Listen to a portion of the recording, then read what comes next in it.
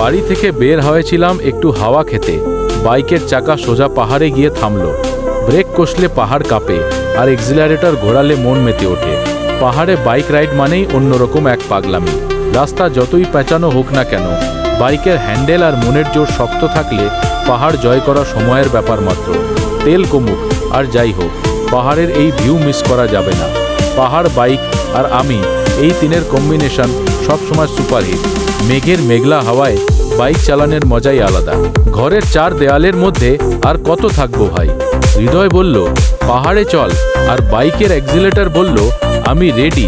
এখন মেঘ আর পাহাড়ের মাঝখানে বাইক চালানোটা একদম স্বর্গের মতো লাগছে। তেল শেষ হলে ধাক্কাবো, তাও ওঠা থামবে না। রাস্তায় জ্যাম, জীবনে প্যারা, সব কিছু নিচে ফেলে সোজা পাহাড়ে উঠে এলাম। পাহাড়ের ঠান্ডা হাওয়া আর বাইকের গর্জন, এই জুটি যাকে বলে পুরোই আগুন। তবে সাবধান, পাহাড়ের মোড় আর লাইফের মোড় দুটোই কিন্তু একটু দেখে শুনে ঘুরতে হয়।